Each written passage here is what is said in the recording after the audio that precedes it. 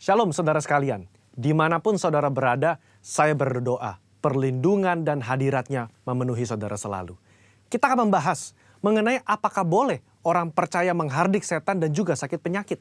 Lalu apakah ada landasan firman dari kebiasaan yang umumnya orang Pentakosta lakukan ini? Sampai hari ini kita masih mempercayai bahwa Allah masih mau melakukan mujizat di tengah-tengah dunia. Baik itu mujizat kesembuhan, kelepasan dari keterikatan, maupun providensia Tuhan di keseharian hidup kita. 1 Korintus 3 ayat 9 jelas berkata bahwa kita adalah kawan sekerja Allah di dunia ini. Dan Yesus mengutus umatnya untuk memberitakan Injil sembari mengusir setan demi namanya dan mendoakan mereka yang sakit. Di tengah dunia yang dipenuhi oleh sakit penyakit dan banyak kelemahan ini, apa yang dapat umat Tuhan lakukan secara rohani bagi keselamatan negeri kita? Kita berdoa dan menghardik sakit penyakit ini agar Allah berpekara dan mengadakan mujizatnya. Khususnya bagi Indonesia yang sedang dilanda COVID-19. Hal ini dilandasi dan dipagari oleh 4 hal. Yang pertama, teladan Yesus yang melakukan mujizat supernatural.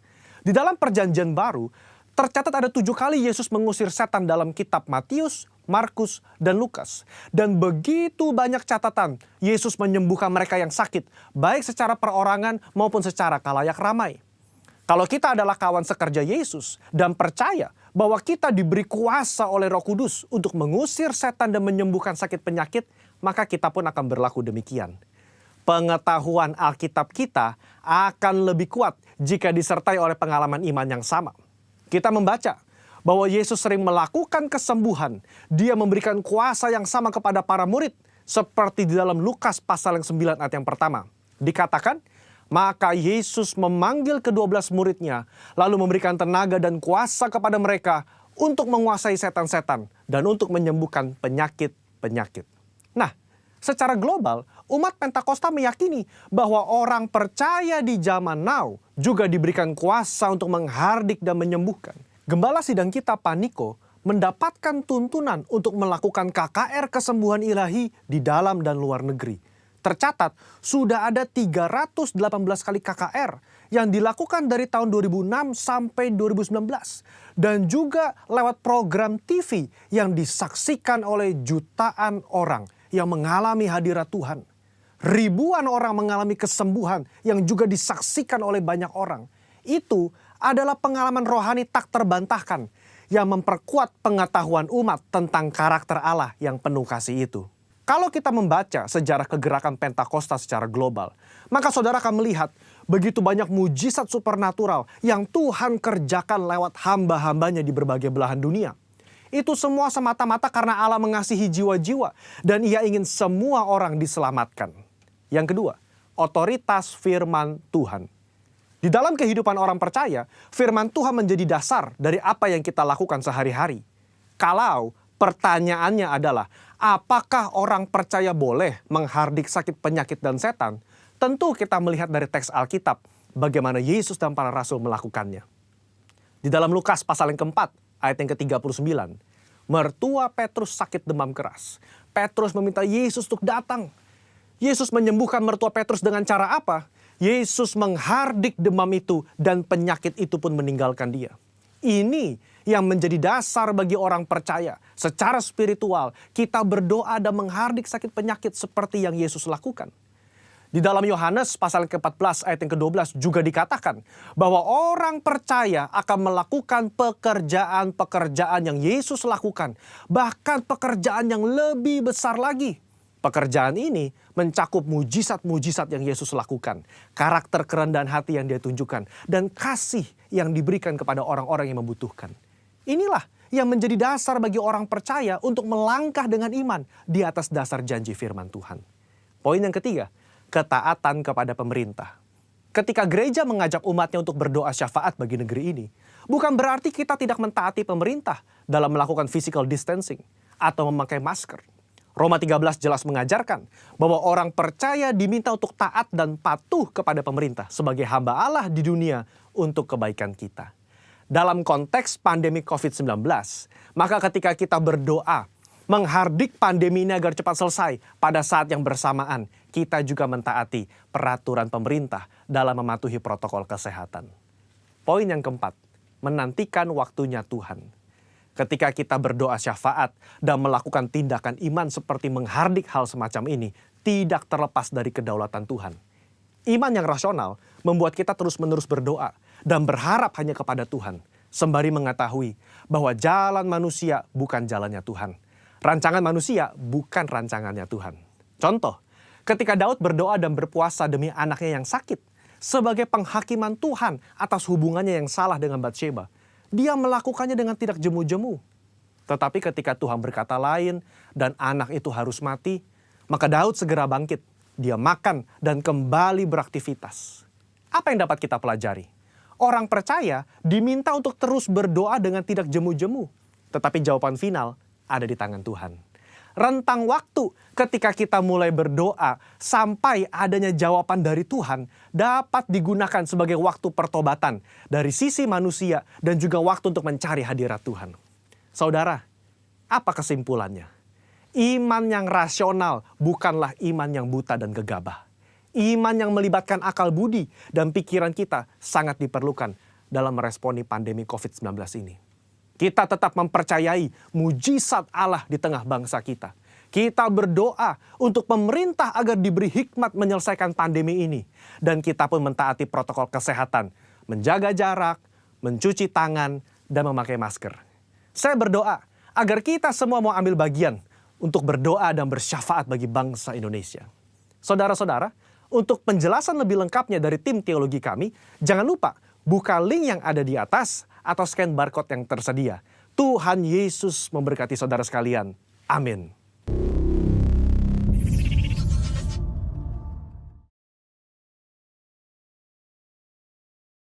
Haleluya, haleluya. Saya ucapkan shalom. Shalom kepada setiap kita dimanapun kita berada. Saya berdoa damai sejahtera sukacita Tuhan turun atas setiap kita, atas tempat tinggal kita, atas keluarga kita. Yang setuju katakan amin. Setuju sekali lagi katakan amin. Haleluya. Dalam firman Tuhan di 1 Petrus 2 ayat 10 mengatakan, kamu yang dahulu bukan umat Allah tetapi yang sekarang telah menjadi umatnya. Yang dahulu tidak dikasihi tetapi yang sekarang telah beroleh belas kasihan. Kita adalah umat Tuhan. Kita adalah umat pilihannya. Kita yang berkumpul di dalam namanya. Biarlah kita dengan sehati memuliakan, meninggikan nama Tuhan. Haleluya, haleluya. Tundukkan kepala kita berdoa sebelum kita menaikkan pujian bagi Tuhan. Kami mengucap syukur setiap kali kami datang kepada Tuhan, mengingat dan menguduskan hari Sabat-Mu Tuhan. Kami ada sebagaimana kami ada. Kami tahu itu karena kebaikan Tuhan, kasih setia Tuhan di dalam hidup kami. Dan biarlah Tuhan, pada saat ini Tuhan mendengar pujian pengagungan kami yang kami nyatakan hanya bagi kemuliaan nama-Mu Tuhan. Terima pujian kami Tuhan, terima sembah kami. Dalam nama-Mu Yesus Kristus Tuhan kami berdoa. Bersama-sama katakan amin. Berikan kemuliaan bagi Tuhan, tepuk tangan sorak-sorak. Haleluya. Sorakan haleluya. Kita naikkan pujian bagi Dia. Haleluya, haleluya, haleluya. Tepuk tangan bersama-sama. Kami bersyukur Tuhan, kami menjadi umat-Mu yang telah Kau pilih. Nyanyikan pujian ini. Kita dipilih dari segala bangsa. Kita dipilih jadi umat-Nya. Kita dipilih dan dikuduskan-Nya, membawa kemuliaan. Hanya sekali lagi dari awal kita dipilih, nyanyikan. Kita dipilih dari segala bangsa, dari segala bangsa. Kita dipilih jadi umat-Nya. Nyatakan kita dipilih dan dikuduskan-Nya, dan dikuduskan, membawa kemuliaan, membawa kemuliaan. Hanya bagi, angkat tangan bersama-sama nyanyikan. Terimalah kemuliaan dan hormat kami, terimalah sembah kami, pujian kami. Terimalah kemuliaan dan hormat kami, terimalah sembah dan pujian.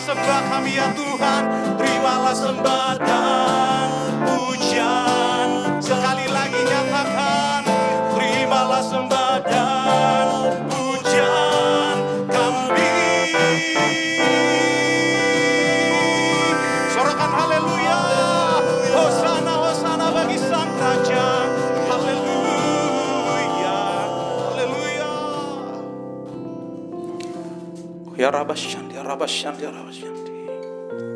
Oh ya Rabataka Rabasyandi.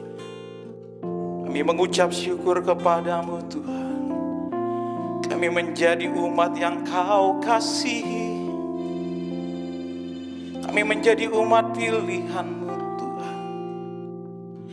Dan biarlah kami tahu Tuhan, bahwa segala kemuliaan hanya bagi nama-Mu yang kudus. Kami nyatakan pujian kami Tuhan. Ini pujian kami bagi-Mu Tuhan. Alam semesta melukiskan kebesaran Tuhan. Bumi dan surga menyanyikan kemuliaan nama-Mu. Hosana,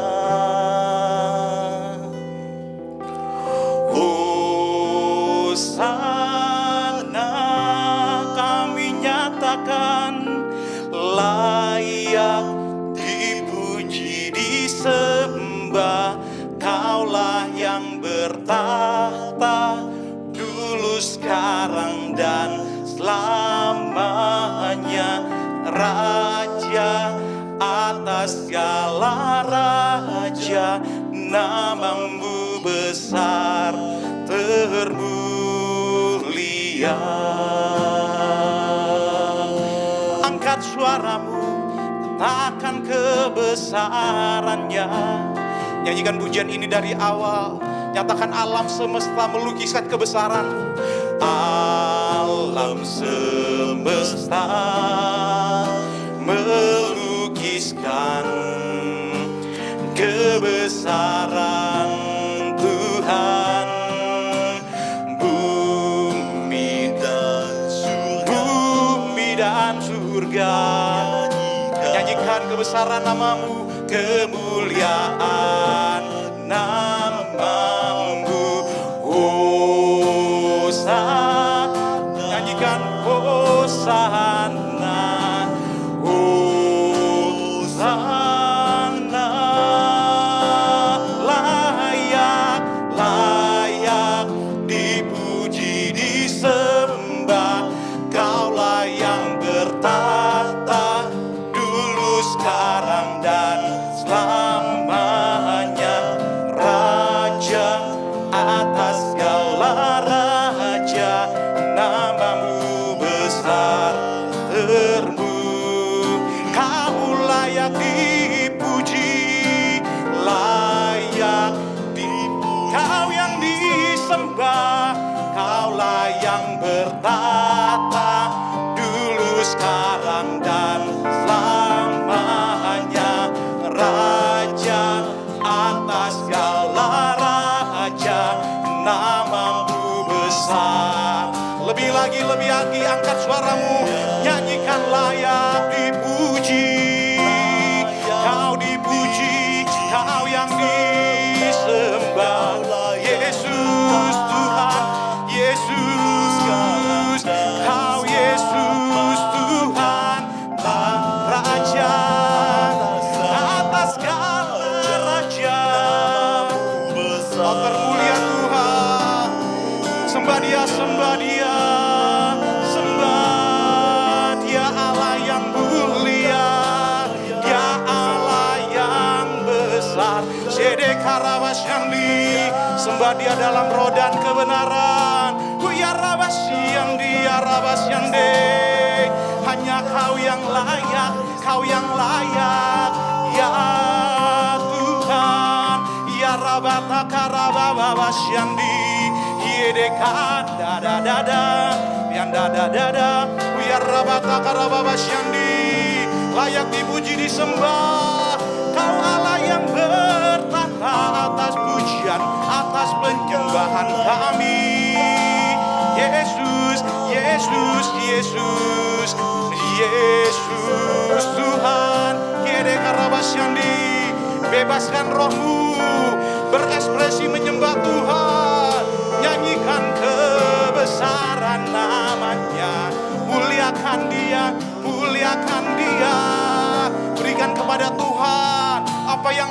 Tuhan terima darimu, berikan sembahmu, nyatakan kebaikannya, kebesarannya. Oh ya Rabasyandi, Jedeka Rabasyandi. Haleluya, haleluya. Mari angkat tanganmu bersama-sama, nyatakan Hosana. Nyanyikan Hosana, Hosana, Hosana. Nyanyikan Hosana, Hosana, Hosana, Hosana. Layak dipuji, disembah, Kaulah yang kami nyatakan Kau yang bertata, dulu, sekarang, sampai selama-lamanya ya Tuhan. Raja atas segala raja, namamu besar. Sekali lagi, segenap hati nyanyikan, layak dipuji, layak, Kau layak ya Tuhan, Kau layak ya Tuhan, selamanya, selamanya. Atas segala raja, namamu besar. Ternyatakan namamu besar, termulia, namamu besar, termulia Tuhan, namamu besar, termulia.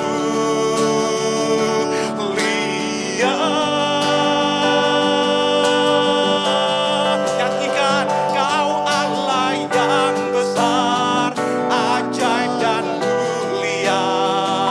Kau Yesus yang selalu membuatku terpesona. Segala bagimu ya Tuhan, bagimu ya Tuhan selamanya pujian kami. Hanya Kau yang layak, Kau Allah yang besar, Kau Allah yang besar, ajaib dan mulia. Kau Yesus yang selalu membuatku terpesona. Segala pujian bagimu ya Tuhan. Hanya Kau yang layak ku agung. Sambil tepuk tangan nyanyikan, Kau Allah yang besar, ajaib dan mulia. Kau Yesus yang selalu kami terpesona akan Engkau ya Tuhan. Segala pujian bagimu ya Tuhan. Hanya Kau. Sekali lagi angkat suaramu nyanyikan, Kau Allah yang besar, Kau ajaib, Kau mulia. Kau Yesus yang selalu membuatku terpesona. Segala pujian bagi Tuhan selamanya. Kami berikan, kami persembahkan, hanya Kau yang layak. Nyatakan, hanya Kau, hanya Kau yang layak. Nyatakan sama-sama, Kau Yesus yang layak, Kau Yesus yang layak. Ku agungkan selamanya. Dari dulu, sekarang, sampai selama-lamanya, hanya Kau Tuhan yang layak diagungkan. Kau Yesus Tuhan. Haleluya, haleluya, haleluya. Oh.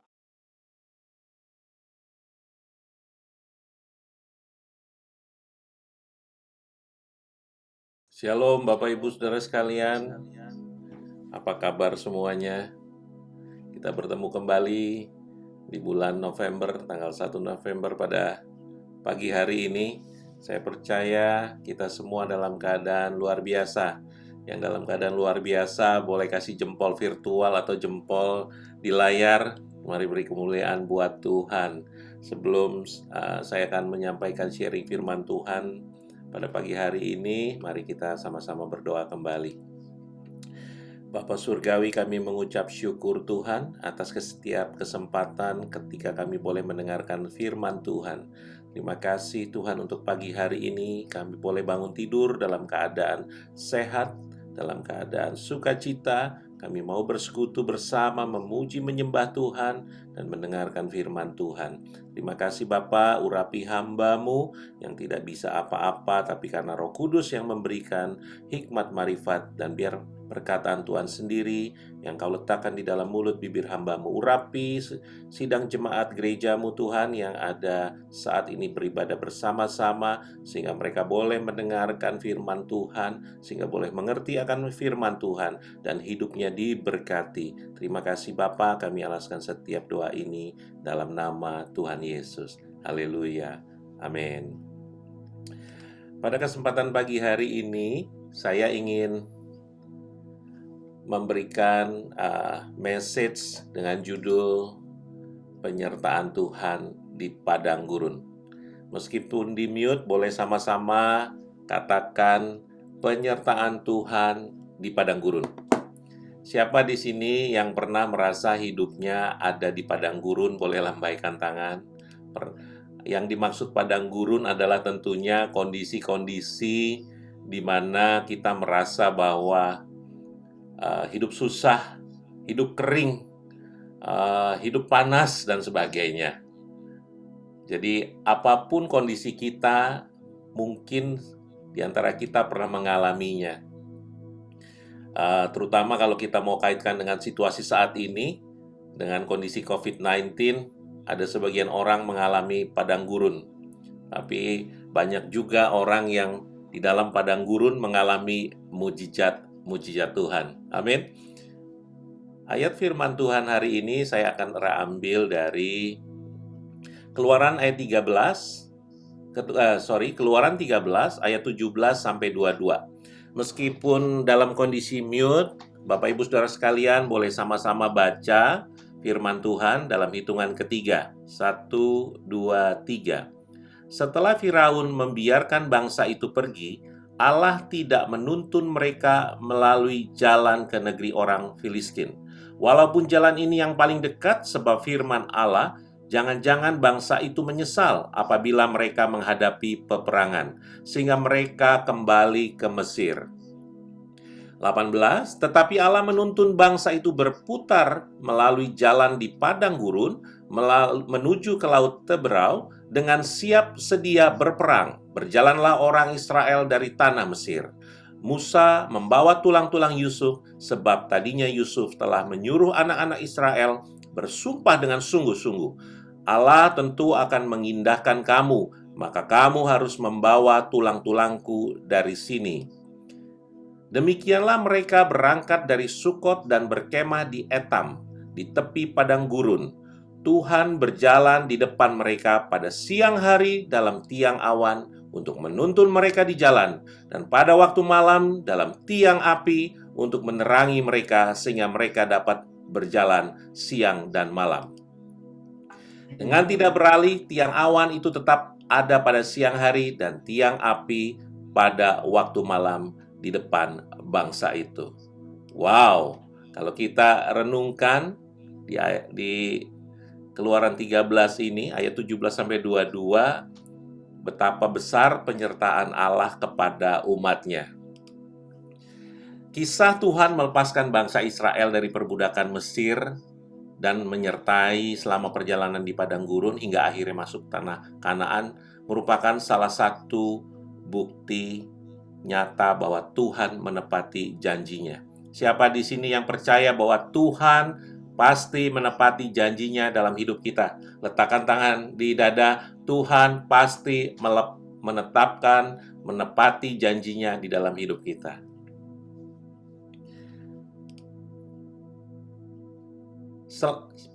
Dalam kisah bangsa Israel berjalan keluar dari Mesir yang tadi dikisahkan dalam Keluaran 13, bahwa di dalam perjalanan bangsa Israel keluar dari Mesir, bangsa Israel pasti pada waktu pergi bawa bekal banyak ya. Tapi pada waktu dalam perjalanan, kemudian mereka merasa bahwa bekal yang dibawa kan terbatas. Waktu itu kan mereka dalam kondisi lari, Bapak Ibu Saudara sekalian. Kalau kita kabur, yang kita bisa ambil kan sedapatnya yang kita bawa. Nggak mungkin kita berplanning, oh saya mau berjalan ke tanah Kanaan, bekal saya akan saya bawa banyak-banyak.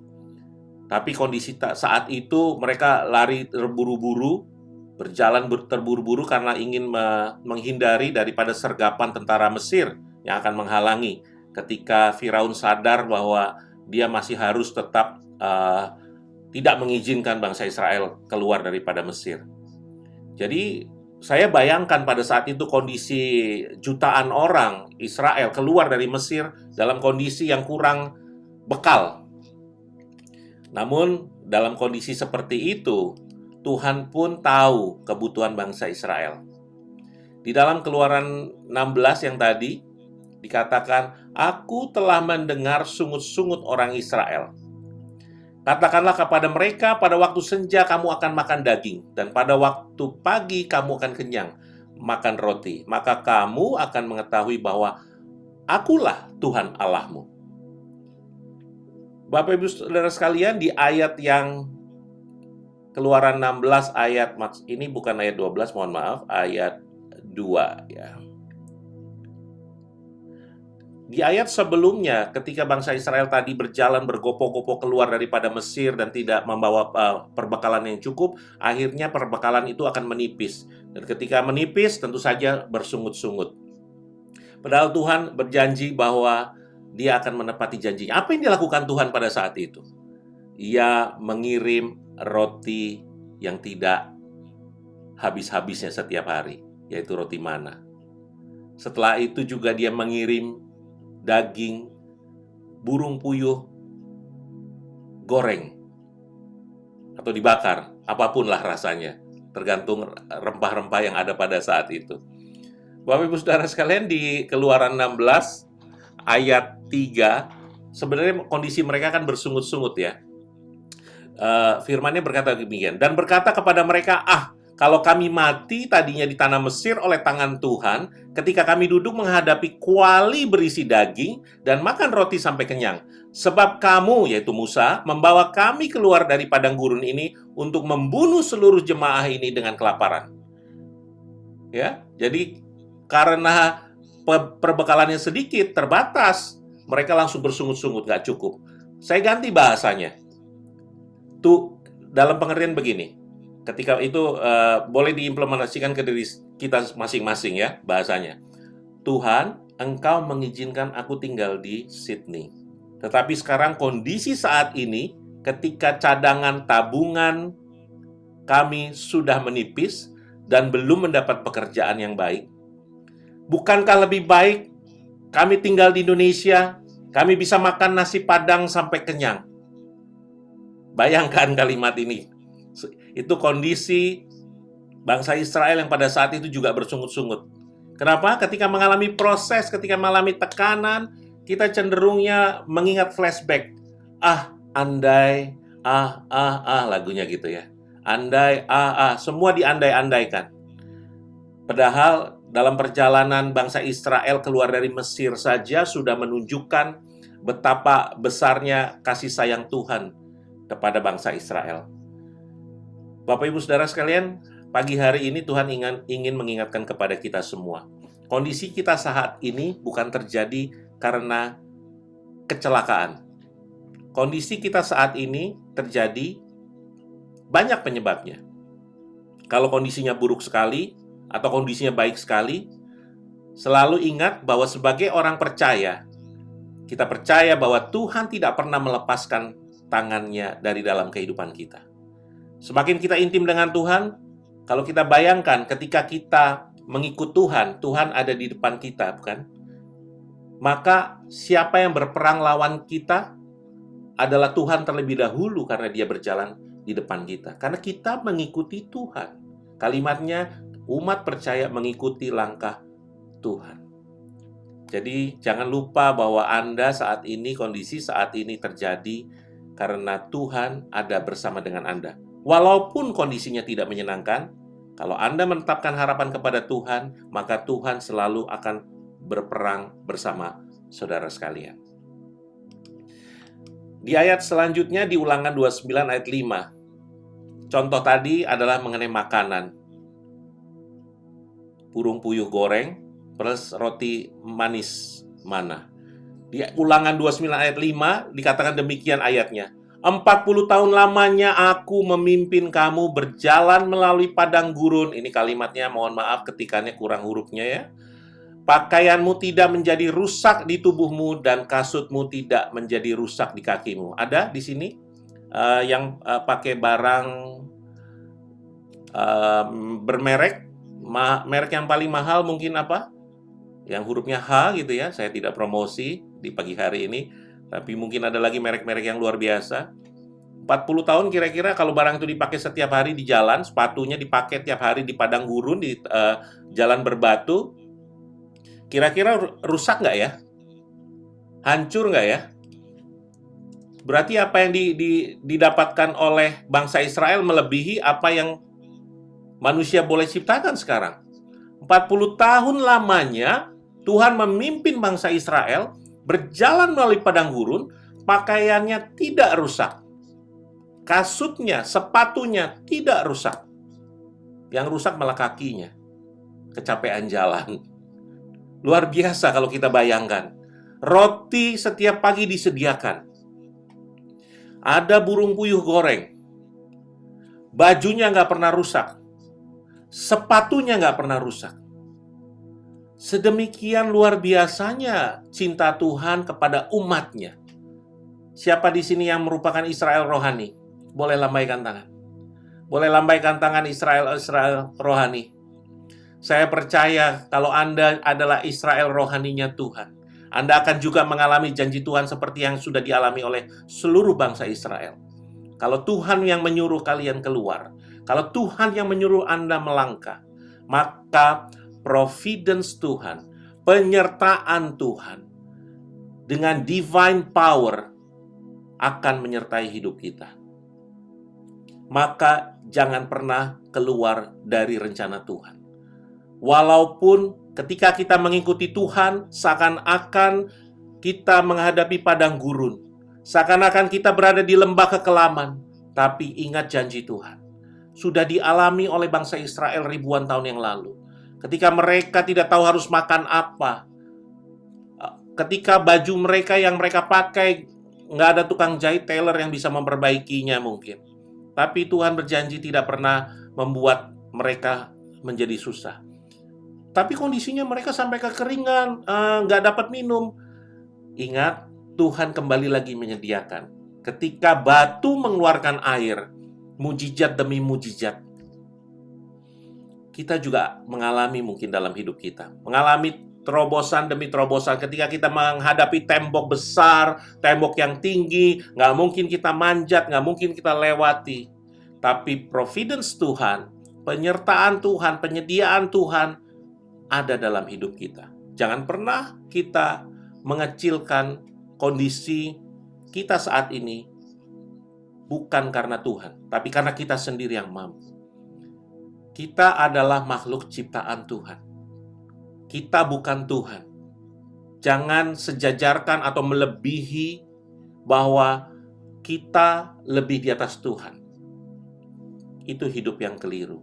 Hidup yang benar adalah Tuhan selalu memimpin hidup kita, berjalan di depan kita, dan kita selalu mendapat perlindungan Tuhan hari lepas hari. Puji Tuhan.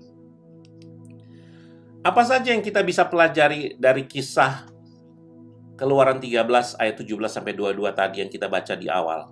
Yang pertama, secara geografis perjalanan bangsa Israel dari Mesir menuju Tanah Kanaan memakan waktu hanya beberapa bulan saja.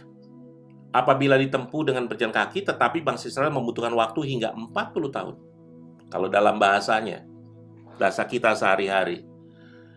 Kita bisa menikmati apa yang menjadi goal dalam hidup kita dalam waktu cepat. Tuhan kalau bekerja miraculous, jadi sangat penuh mujizat. Kalau manusia seperti kita bilang bahwa, seperti membalik telapak tangan. Dalam banyak hal, di dalam terobosan pekerjaan, di dalam terobosan kesehatan, kalau Tuhan mau bikin cepat, Tuhan bisa bikin cepat. Tapi kadangkala Tuhan butuh suatu proses yang lebih panjang untuk kita mendapatkannya. Apakah itu salah? Belum tentu saja tidak. Tuhan tidak pernah salah. Tuhan ingin kita belajar di dalam proses tersebut. Tadi di ayat yang awal-awal dikatakan bahwa bangsa Israel kalau masuk melewati tempat orang Filistin dan mereka berperang, mereka juga akan bersungut-sungut. Dan Tuhan tahu, Maha tahu bahwa dalam perjalanan mereka pun akan bersungut-sungut kembali. Sehingga Tuhan izinkan mereka belajar. Jadi Bapak Ibu Saudara sekalian, kalau saat ini Bapak Ibu Saudara sekalian sedang ada di dalam padang gurun kehidupan, ingat Tuhan tidak pernah salah, bahwa kondisi saat ini, refleksikan ke dalam kehidupan kita, apakah kita kurang tepat melangkah? Atau memang ada sesuatu yang harus kita murnikan di dalam perjalanan hidup kita? Kok kita jatuh bangun? Jatuh bangun karena respon kita. Nggak mungkin Tuhan memberikan ular ketika kita minta roti, bukan? Karena Tuhan memelihara kita. Tidak ada habis-habisnya dan tidak ada henti-hentinya.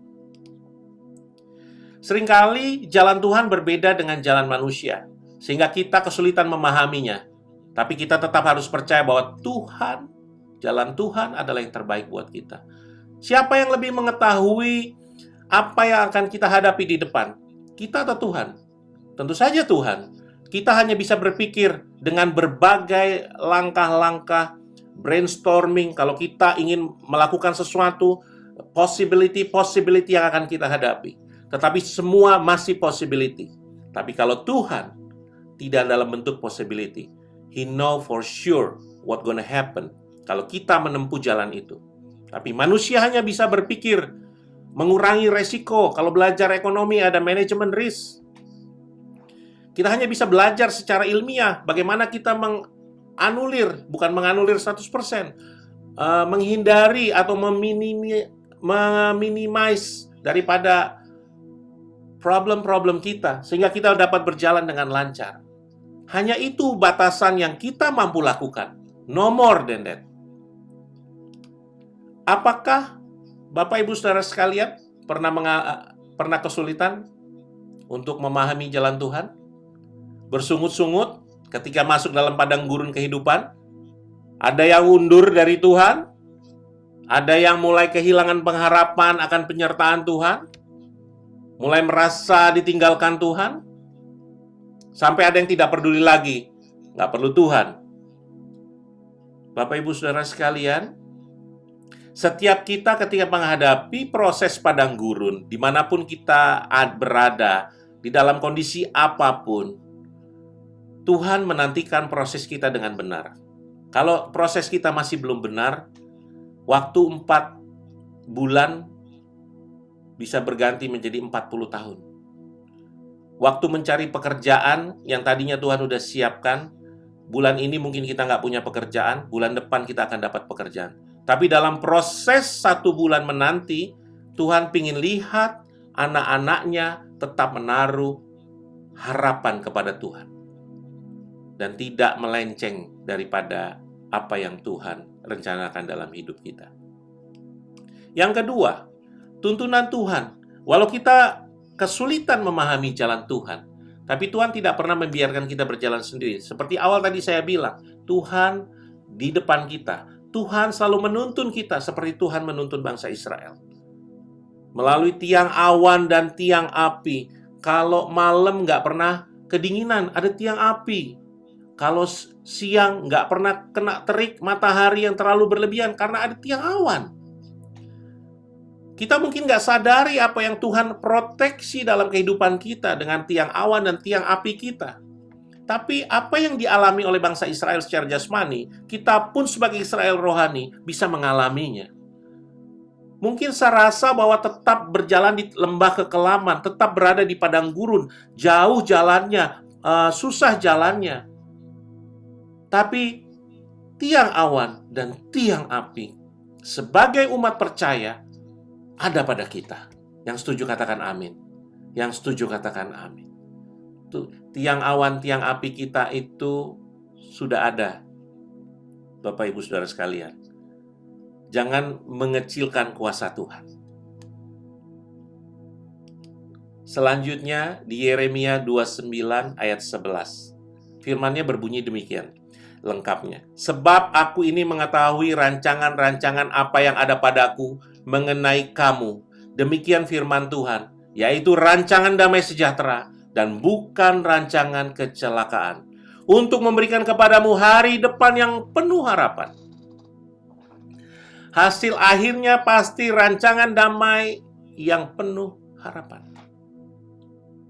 Kalau kita mau ikut Tuhan sungguh-sungguh, melakukan kehendak Tuhan, berpegang pada ayat ini, Yeremia 29 ayat 11. Damai sejahtera itu sudah tersedia. Goal yang baik itu sudah tersedia. Apakah kita mau bersabar? Itu pilihan kita. Kalau boleh saya bertanya seperti ini, pernahkah Anda mengalami tuntunan Tuhan dalam kehidupan Anda? Anda mau akui atau tidak akui? Saya yakin kalau Anda umat percaya, pasti akan mengalami tuntunan. Karena apa? Ada Roh Kudus. Ada Roh Kudus yang tinggal di dalam kehidupan kita. Bagaimana cara kita tahu bahwa tuntunan itu ada? Harus melekat kepada Tuhan. Harus intim sama Tuhan. Jangan izinkan iblis menaruh selubung mata kita, rohani kita untuk menutupi pengertian kita akan segala sesuatu. Kalau kita intim sama Tuhan, melekat kepada Tuhan, maka saya yakin dan percaya 100% Tuhan menuntun kita. Dan kita akan tahu dengan detail, dengan jelas bahwa inilah tuntunan Tuhan. Poin ketiga mengenai penyertaan Tuhan dalam hidup kita dari Keluaran 13 ayat 22, Tuhan juga berjanji untuk menyertai kita dalam keadaan apapun.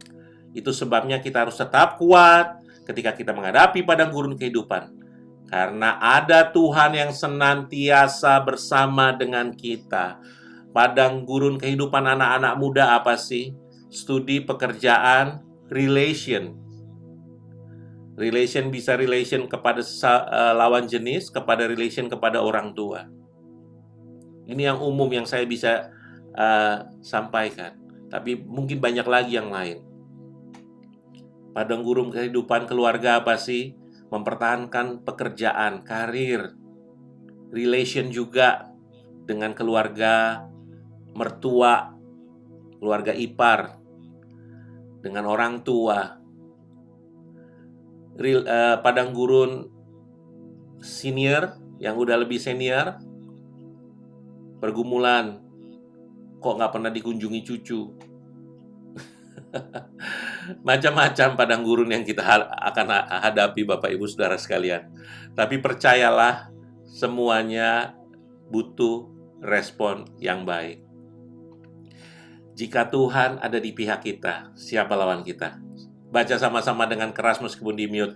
Jika Tuhan ada di pihak kita, siapa lawan kita? Deklarasikan sekali lagi. Jika Tuhan ada di pihak kita, siapa lawan kita? Mari beri kemuliaan buat Tuhan. Haleluya. Percaya bahwa waktunya akan tiba untuk menolong kita. Yang harus kita lakukan adalah bersabar dan berserah penuh kepadanya. Yang terakhir yang saya bisa sampaikan adalah sebuah pertanyaan. Anda mengalami pertolongan Tuhan tepat pada waktunya? Dia saat sudah hampir menyerah? Pernahkah? Pernahkah waktu penantian kita ketika kita sudah, Tuhan, aku serahkan segalanya ke dalam tangan-Mu. Aku serahkan masalah ini. Aku sudah tidak sanggup lagi memikirkan jalan keluarnya. Tapi aku percaya Tuhan sanggup menyelesaikan. Tiba-tiba selesai masalah kita. Ketika saya seringkali bilang, ketika kita mulai mengangkat tangan kita tinggi-tinggi, menyerahkan semuanya ke dalam tangan Tuhan, Tuhan mencapai gapaian tangan kita. Kondisinya bayangkan gini, Tuhan sudah menyiapkan tangannya dari atas surga sana kepada kita, tapi kita belum angkat tangan. Bayangkan gini, nak, ini tanganku, pegang tanganku, aku akan mengangkat engkau. Tapi kita nggak pernah angkat tangan, kita nggak pernah menyerahkan, kita nggak pernah sabar, kita nggak pernah mau tahu Tuhan lagi kerjakan apa. Kita hanya pokoknya bersungut-sungut, pokoknya bersungut-sungut, pokoknya bersungut-sungut. Aku nggak tahu, aku nggak tahu, aku nggak tahu. Tapi Tuhan dari atas surga sana sudah mengulurkan tangannya jauh-jauh kepada kita. Tapi kita nggak pernah mengangkat tangan kita, sehingga kita nggak pernah mencapai atau menggapai tangan Tuhan.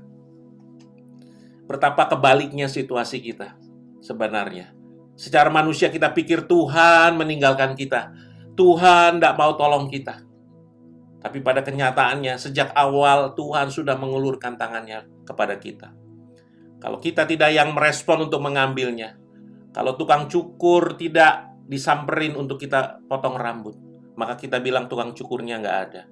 Kalau kita nggak pernah menyampari Tuhan, mendekati kepada Tuhan, mungkin kita akan bilang Tuhan nggak ada. Padahal Tuhan sudah ada sejak awal bumi semua ini diciptakan. Kita yang tidak mau respon untuk mencari Tuhan, sehingga masalah kita tambah lama tambah susah, tambah kita sengsara. Seakan-akan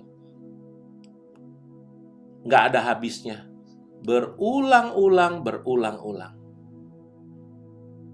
Sebagai penutup, sebelum saya berdoa, mari kita akan menaikkan pujian yang satu ini.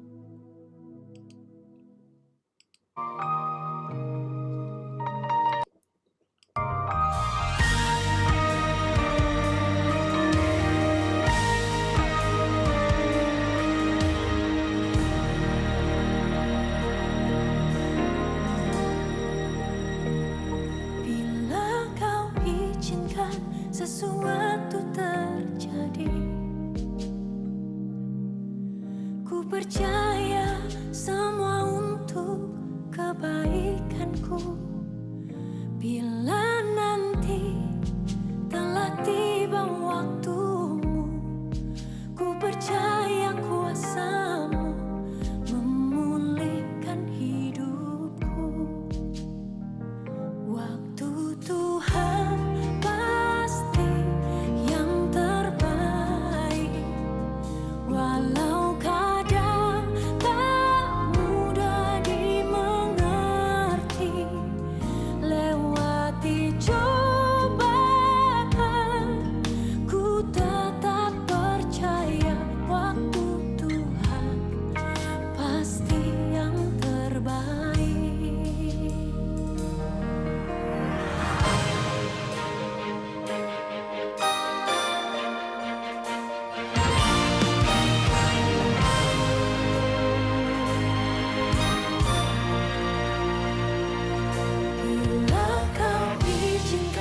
sesuatu terjadi, ku percaya semua untuk kebaikanku. Bila nanti telah tiba waktumu, ku percaya kuasa-Mu memulihkan hidupku. Waktu Tuhan pasti yang terbaik, walau kadang tak mudah dimengerti. Lewati cobaan